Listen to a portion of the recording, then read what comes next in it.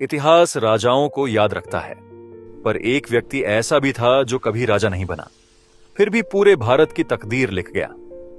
उस व्यक्ति का नाम था चाणक्य, जिन्हें कुछ लोग विष्णुगुप्त और कुछ कौटिल्य के नाम से भी जानते हैं। तक्षशिला में पले बढ़े चाणक्य सिर्फ पढ़ाई ही नहीं करते थे, वे मनुष्यों का मन पढ़ना भी जानते थे।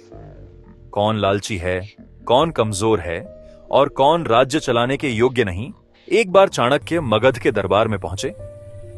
जब उन्होंने राजा धनानंद की एक भूल सबके सामने बता दी तो राजा क्रोधित हो गया और उसने चाणक्य को अपमानित करके दरबार से बाहर निकलवा दिया।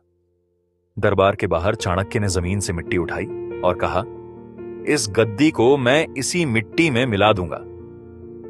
कुछ समय बाद जब चाणक्य जंगल से होकर जा रहे थे, तभी उनकी दृष्टि एक बालक पर पड़ी जिसका नाम था चंद्रगुप्त।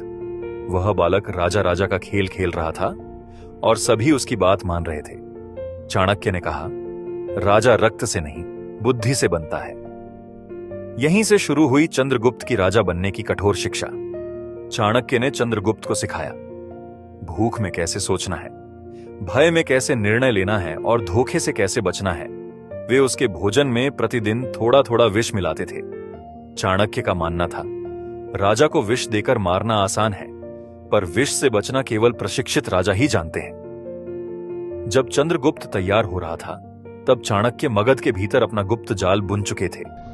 भिक्षु, व्यापारी, नर्तकियां, सेवक सब उनके गुप्तचर बन चुके थे।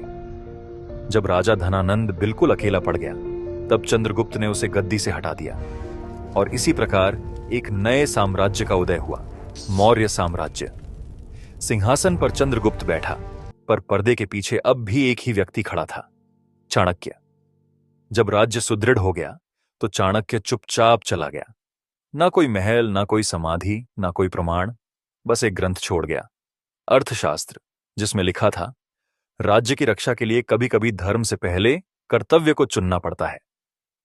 दोस्तों, किसी ने सच ही कहा है, कुछ लोग राज्य चलाते हैं और कुछ पूरे युग को। वीडियो पसंद आए तो लाइक और सब्सक्राइब करना ना भूलें। धन्यवाद।